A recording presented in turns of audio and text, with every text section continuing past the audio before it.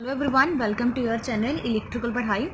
आज मैं आपके लिए बहुत ही इंपॉर्टेंट टॉपिक पे वीडियो लेके आई हूँ कि पावर फैक्टर को इम्प्रूव करने के लिए कौन कौन सी इक्विपमेंट यूज़ किए जाते हैं। जैसे कि मैं स्टार्ट करने जा रही हूँ वीडियो।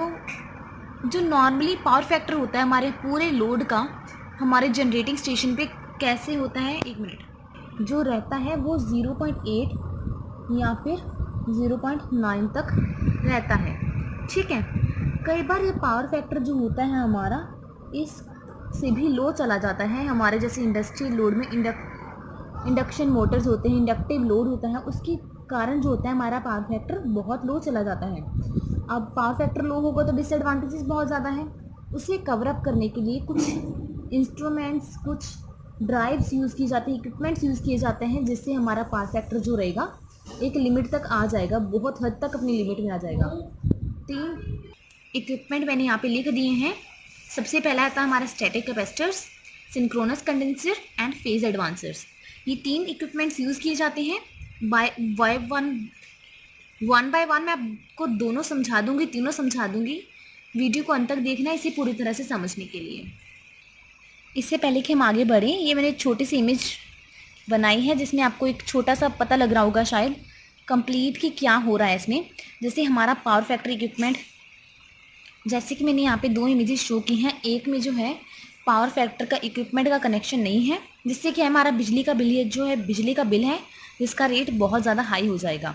और उसके बाद जो है मैंने इसमें पावर फैक्टर इक्विपमेंट लगा दिया है, जिससे क्या होगा कि हमारा पावर फैक्टर से इक्विपमेंट लगाने से हमारा बिल जो है वो कम होता रहेगा। जैसे हमारे टावर से ट्रांसफार्मर पे हमारी इलेक्ट्रिसिटी पहुंचती है, उसके बाद जो हमारी वीआई कर्व है वो मैंने शो किया। उसके बाद हमारा बिल की जो होती है डेरिवेशन बना दी है मैंने, बिल कैसे हमारा बढ़ता रहता है, यहाँ पे कैसे घटता रहेगा। सबसे पहले है हमारा स्टैटिक कैपेसिटर्स। जैसे कि हम सभी जानते हैं कि हमारा इंडस्ट्रियल्स का लोड होता है या फिर हमारे पावर सिस्टम में जो लोड होते हैं वो बेसिकली कौन से रहते हैं, हमारे इंडक्टिव लोड्स रहते हैं। ये जो दोनों होते हैं हमारे इंडक्टिव लोड होते हैं, वो क्या करते हैं, हमारा लैगिंग करंट लेते हैं, जिससे क्या होता है कि हमारा पावर फैक्टर गिर जाता है। और पावर फैक्टर गिरने से हमारे डिसएडवांटेजेस बहुत हैं, इसलिए उसे इम्प्रूव करने के लिए हमारे स्टैटिक कैपेसिटर्स जो होते हैं उन्हें यूज़ किया जाता है, पैरेलल में कनेक्ट किया जाता है। ये आपको पूछ सकते हैं कि स्टैटिक कैपेसिटर्स को सीरीज़ में लगाते हैं या फिर पैरेलल में, तो आपको मैंने यहाँ पे आंसर दे दिया है कि उन्हें पैरेलल में लगाते हैं। और वो क्या करते हैं कि जो हमारा लैगिंग में होता है उसे लीडिंग में चेंज कर देते हैं। ठीक है, ये क्या करते हैं, लीडिंग करंट जो होते हैं वो प्रोवाइड करते हैं, जो कि पूरी तरह से टोटली या फिर अप्रॉक्सीमेटली लैगिंग इंडक्टिव कंपोनेंट जो होते हैं लोड करंट के, उन्हें ख़त्म करके उन्हें लीडिंग में कन्वर्ट कर देते हैं, जिससे हमारा पावर फैक्टर जो होता है वो बढ़ जाता है। और इन्हें कहाँ पे इंस्टॉल किया जाता है, जैसे इंडक्शन मोटर होगी, हमारी बहुत ज़्यादा इंडक्शन मोटर लगी है या फिर हमारे ट्रांसफार्मर लगे हुए हैं, वहाँ पे पावर फैक्टर इम्प्रूवमेंट के लिए हम इन्हें लगाते हैं। ठीक है, इन्हें क्या है कि इससे पावर फैक्टर लगाने से, पावर फैक्टर बढ़ने से एफिशिएंसी भी हमारी बढ़ जाती है, एफिशिएंसी भी हमारे साथ ही साथ बढ़ जाती है। और इन्हें 3 फेज लोड में या तो हम स्टार में कनेक्ट कर सकते हैं या फिर डेल्टा में कनेक्ट कर सकते हैं। होप आप सभी को ये समझ आ गया होगा। अब हम बात करते हैं इसके एडवांटेजेस की और डिसएडवांटेजेस की। सबसे पहले इसका एडवांटेज जो है वो है कि इसमें जो लॉसेस होते हैं वो बहुत ही कम होते हैं। इसका नेक्स्ट है कि इसके लिए किसी भी तरह के फाउंडेशन की ज़रूरत नहीं होती है, हमें कोई भी फाउंडेशन नहीं बनाने की ज़रूरत पड़ती है इंस्टॉलेशन के लिए, इसके लिए। और उसके बाद इसका थर्ड जो पॉइंट रहता है, इसका वेट जो रहता है वो लाइट वेट के होते हैं ये। फोर्थ पॉइंट है, इनमें कोई भी मूविंग पार्ट नहीं होता है।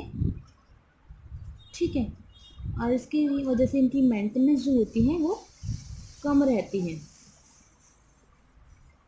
लेस मेंटेनेंस रहती है। और उसके बाद जो फिफ्थ पॉइंट है इसका है कि वो नॉर्मल कंडीशंस में जो है हमारा वर्क करता है।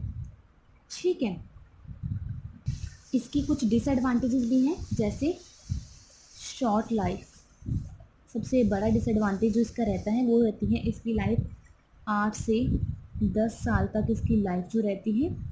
उसके बाद अगर कैपेसिटर में एक बार भी कोई भी नुक्स आ जाता है तो इसकी रिपेयर जो होती है, वो बहुत ही हाई रहती है, बहुत कॉस्टली रहती है। थर्ड जो पॉइंट है, अगर इसकी रेटेड वोल्टेज से कोई भी वोल्टेज बढ़ती है तो ये क्या होगा, ये डैमेज हो जाएगा। रेटेड वोल्टेज से वोल्टेज बढ़ने की, इसकी रेटिंग से ज़्यादा अगर वोल्टेज मिल जाएगी इसे तो ये डैमेज हो जाएगा। नेक्स्ट है हमारा सिंक्रोनस कंडेंसर।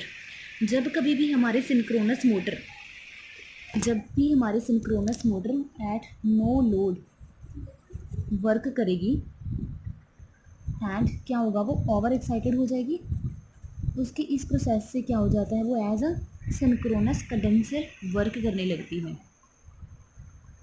जब भी सिंक्रोनस मोटर ओवर एक्साइटेड हो जाएगी तो क्या होगा कि ये लीडिंग करंट जो है वो प्रोड्यूस करने लगेगी। लीडिंग करंट प्रोड्यूस करेगी तो एज अ कैपेसिटर वर्क करेगी, और एज अ कैपेसिटर वर्क करेगी तो ये पावर फैक्टर इंप्रूव करेगी। इसको भी जो है हमेशा लोड के साथ पैरेलल में ही कनेक्ट किया जाता है।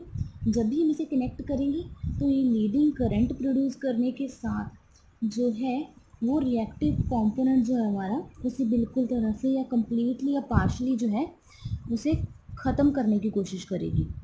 और जो हमारा लीडिंग करंट प्रोड्यूस करेगी, इसे सिंक्रोनस कंडेंसर को हमारा लार्ज इंडस्ट्रीज़ में यूज़ किया जाता है। इसके भी कुछ एडवांटेजेस हैं, कुछ डिसएडवांटेजेस हैं, मैं भी शेयर करती हूँ आपके साथ।